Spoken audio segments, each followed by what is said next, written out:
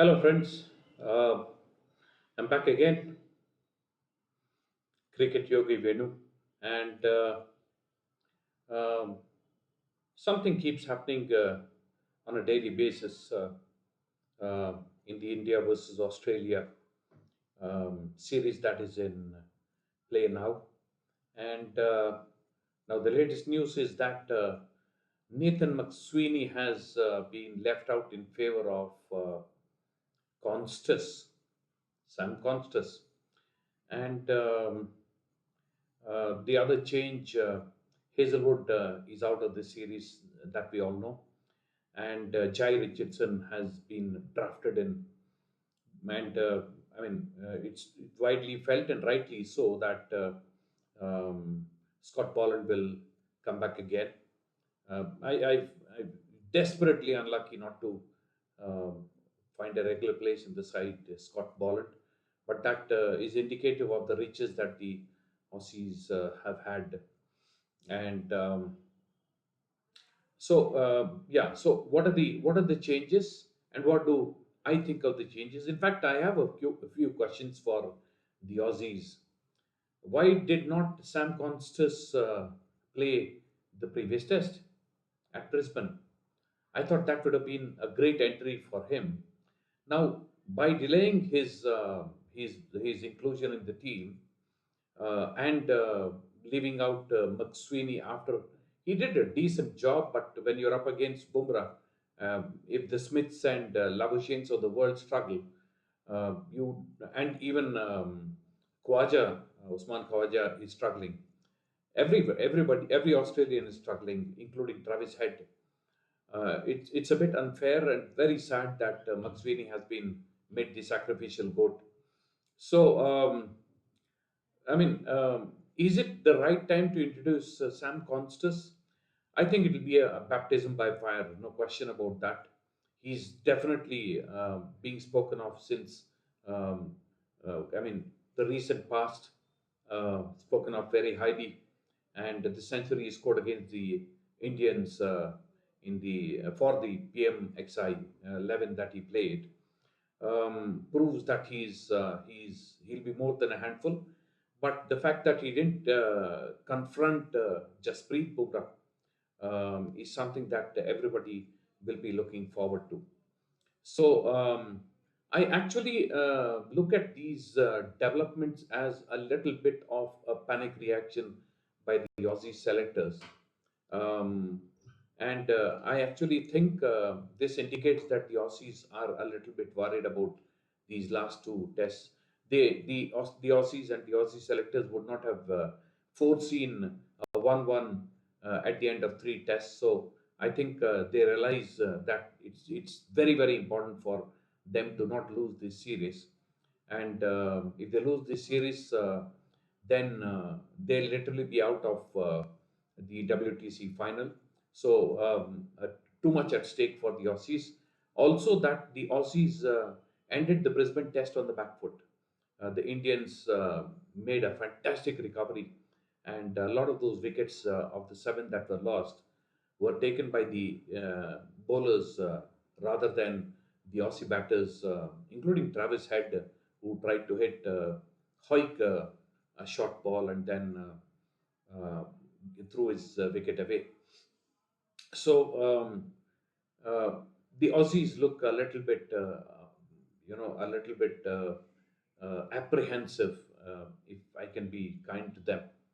And it looks worse than that, but I'd like to not be too harsh with them.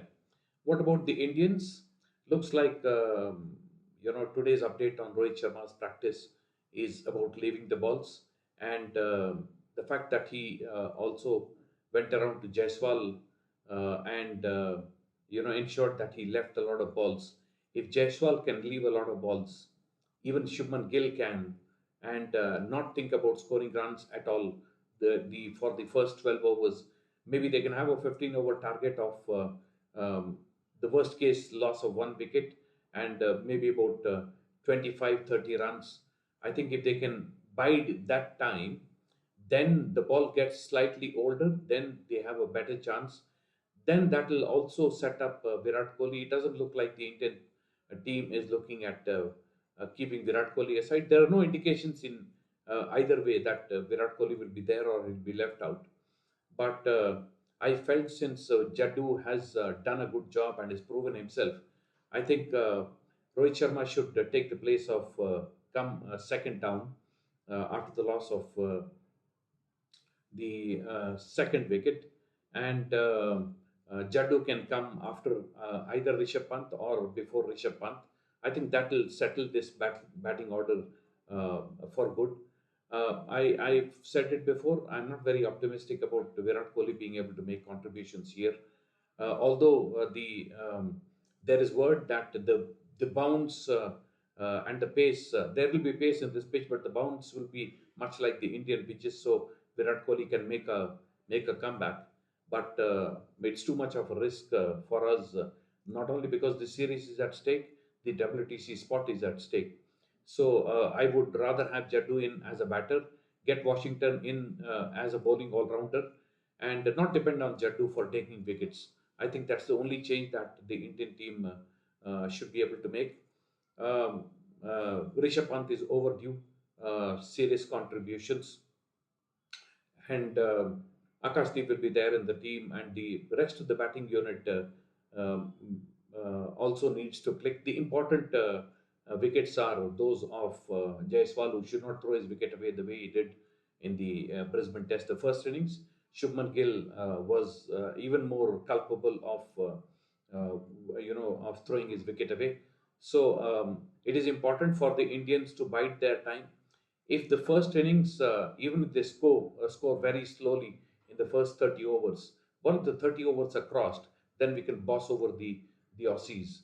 So good tidings for the Indians. The Aussies are on the defensive, and this is the time for the Indians to pounce on them.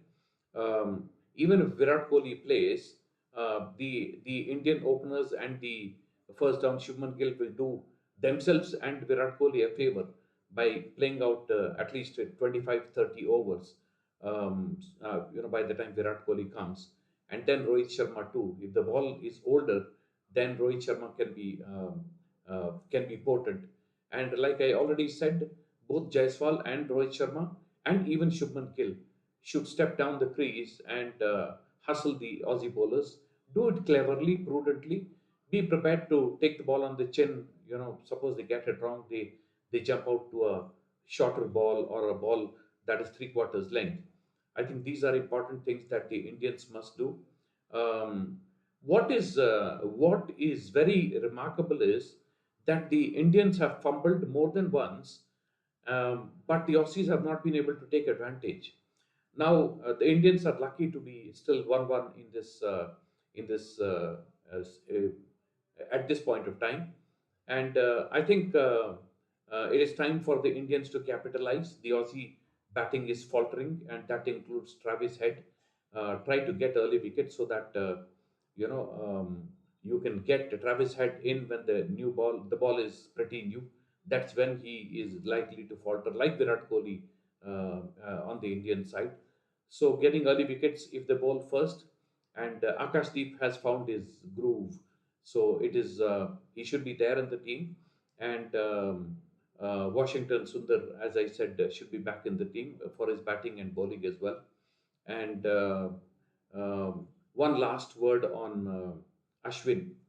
Um, um, the only regret I have about the way and the aftermath of Ashwin's retirement is that there are no desperate calls for why did he leave. He should have been stopped, and then he should be played. uh, People have actually accepted it, which indicates that Ashwin is not entirely wrong in his retirement, because he knew that his time has come, or the writing was on the wall. He is right. He is worth another couple of seasons of cricket, but uh, if he's kept out of the team once again, and then the England tour coming up after this five tests, very unlikely that the Indian team would have played him regularly. So it is good time for Washington Sundar to consolidate and affirm his place in the team. He should be a permanent fixture because he's a thinking cricketer, and he's a very clever cricketer like Ashwin. He's a very good bowler. He's a very good batter. So everything working for the good of the Indian team, and looking forward to Ravi Shastri is saying that Ravi Shastri has already said that the Indian team, the Rohit Sharma and Virat Kohli, the big names, will make this test match count. So, great time to end the new year on a high and start the new year on a positive note with their chin up for the Indians.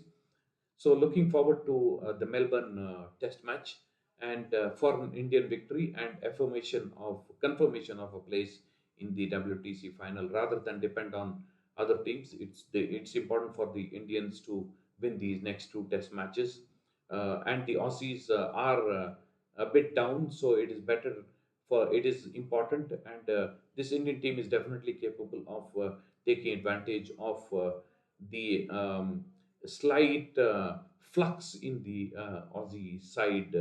So everything to look forward to. Hope you liked what I said. Looking forward to your comments, your responses, likes, subscribes, whatever that you feel are necessary to keep me going and motivate me to come up with more straightforward and straight from the heart talk about the Indian team and what should be done, what should not be done, and a talk on the developments around the Indian team. And yes, I'll end by saying that I'll not be surprised with one more of the Indian team going the Ashwin way. And I think, to be very honest, brutally honest, I think Dhruv Jurel should be in the Indian side, and he has shown spunk. He has played very well against England. Of course, it was in India, but he has the mettle to. And even if he fails, I think we'll get him ready. He'll become a more finished product the next time we tour Australia. So I think it's time to look forward, and if we run the risk of missing the WTC final, then so be it. But sometimes losing now is important for winning in the future. Uh, with that, I take leave of you from this video and look forward to your comments and all that you wish to do to encourage me. Thank you so much.